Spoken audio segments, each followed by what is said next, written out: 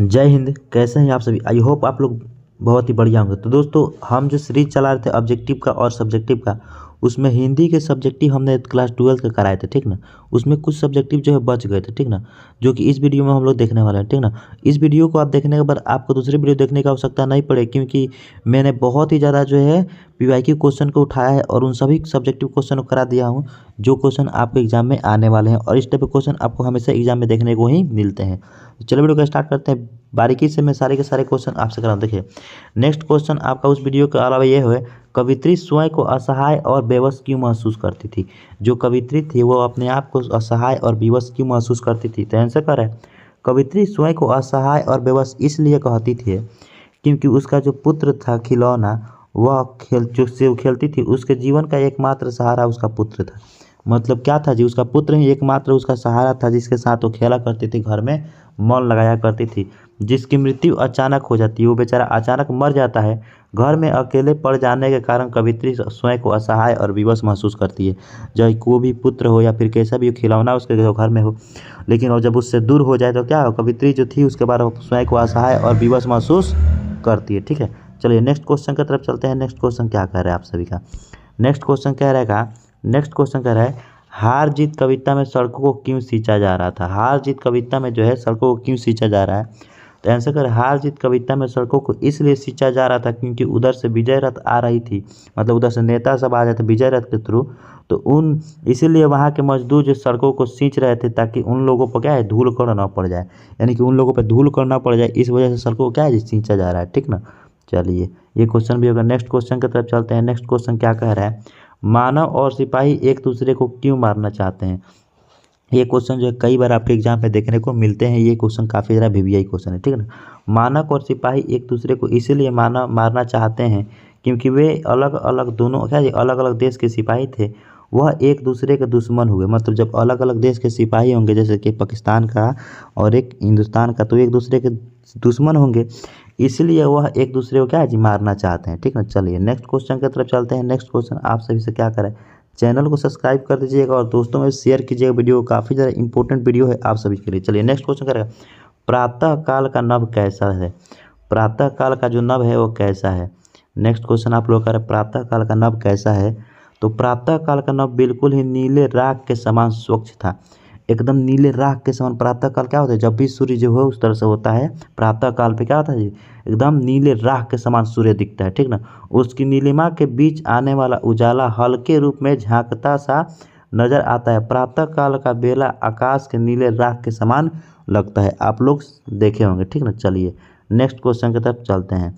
Next question का, उसने कहा था कहानी में किसने किससे कहा था?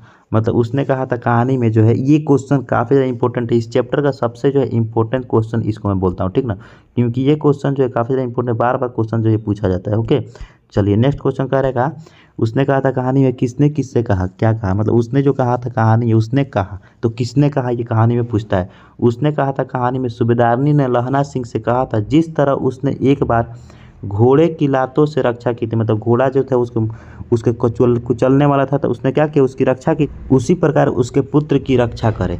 मतलब उसके पुत्र और पति की भी रक्षा करे। उसने एक मतलब लहाना सिंह से एक मतलब प्रोमिस कराया कि आप जो है जिस प्रकार हमें घोड़े से हमें सहायता की थी, मदद किया था, उसी प्रकार क्या जी हमारे और हमारे पति की इस युद्ध से रक्षा करेंगे। तो लहाना सिंह ने पूरे युद्ध में अपना जान त्याग देता है, लेकिन क्या है जी पूरा युद्ध के अंत तक जो है उसके पति और पुत्र की रक्षा करता है, क्योंकि वो उससे प्रेम करता था, ठीक है। चलिए नेक्स्ट क्वेश्चन की तरफ चलते हैं। नेक्स्ट क्वेश्चन क्या कह रहे हैं? नेक्स्ट क्वेश्चन देखिएगा, अगर हम में वाक शक्ति न होती तो क्या होता? अगर हम में वाक शक्ति नहीं होती तो क्या होता? अगर हमें बोलने की शक्ति, वाक शक्ति बोले तो वाक शक्ति का मतलब है बोलने की शक्ति। क्या जी? बोलने की शक्ति। बोलने की शक्ति को हम क्या कहते हैं? वाक शक्ति कहते हैं, ठीक है, बोलने की शक्ति। तो अगर हमें वाक शक्ति न होती तो क्या होता? अगर हमें वाक शक्ति न होती तो पूरी सृष्टि क्या होती जी? गूंगी प्रतीत होती, मतलब नहीं बोलती। सभी लोग चुपचाप बैठे रहते, हम अपनी बातें किसी से नहीं कह पाते, ना ही सुन पाते। ना तो हम किसी से बातें कह पाते, नहीं तो सुन पाते। एक दूसरे को अनुभव नहीं कर पाते, मानो लुंज पुंज सा होकर किसी कोने में पड़े होते। मतलब क्या जी, किसी से ना बोलते, ना किसी से कुछ करते, ना मांग पाते, ना अपनी भावनाओं को किसी के साथ शेयर कर पाते, ठीक ना। चलिए नेक्स्ट क्वेश्चन की तरफ चलते हैं। नेक्स्ट क्वेश्चन आप सभी से क्या कह रहा है? नेक्स्ट क्वेश्चन कह रहा है, बातचीत के संबंध में बेन जॉनसन और एडिसन के क्या विचार हैं? बातचीत के संबंध में बेन जॉनसन उन्होंने कहा था, बातचीत के संबंध में बेन जॉनसन ने कहा था, बोलने से ही मनुष्य के रूप का साक्षात्कार होता है। अर्थात बोलेगा जब मनुष्य तब उसके गुणों को पता चलता है, तब उसके भावों को पता चलता है, तब उसके रहन सहन के बारे में पता चलता है। बात समझ में आ रहा है ना? सब कुछ जो बोलने से ही संतुष्ट हो पाता है मन। एडिसन का मत था असल बातचीत सिर्फ दो व्यक्तियों में ही हो सकती है। जब दो व्यक्ति होते हैं तो वह दिल खोलकर एक दूसरे से बात करते हैं, तीसरा व्यक्ति के आते ही बातें जो है पलटती जाती है। मतलब कि दो व्यक्ति होते हैं तो एकदम दिल खोल के बातें चलती है, लेकिन तीसरा व्यक्ति के आने से डर हो जाता है कि क्या जी बात कहीं वक्त कहीं ना बन जाए, कहीं दूसरी जगह ये बातें कोई कह देगा तो मतलब विश्वास नहीं हो पाता। चलिए नेक्स्ट क्वेश्चन की तरफ चलते हैं।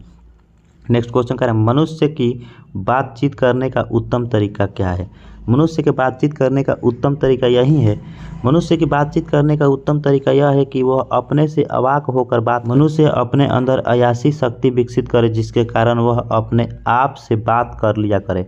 मतलब मनुष्य अपने अंदर एक ऐसी शक्ति विकसित करे जिससे क्या अपने आप से अपनी बातें अपने आप से कहे, अपने आप से सुने, अपने आप बात करने। यानी मतलब यह हुआ कि अपने अंदर का क्रोध किसी को न निकाले, किसी को न बताए, किसी को भ्रास न निकाले, अपने अंदर की बातें अपने खुद से करे। ठीक ना? चलिए नेक्स्ट क्वेश्चन देखिए, इतना ही क्वेश्चन था इस वीडियो में। ठीक ना? नेक्स्ट वीडियो में नेक्स्ट क्वेश्चन आएगा, फिजिक्स का क्वेश्चन आने वाला है, बहुत ही ज़्यादा इंपॉर्टेंट क्वेश्चन। तो इस वीडियो को काफ़ी ज़्यादा ग्रुप में अपने शेयर कर दीजिए और चैनल को सब्सक्राइब, वीडियो को लाइक कर दीजिए, दोस्तों में शेयर कर दीजिए। चलिए आज की वीडियो को यहीं पे एंड करते हैं, मिलते हैं अगले वीडियो अगला टॉपिक के साथ, तब तक जय हिंद, वंदे मातरम।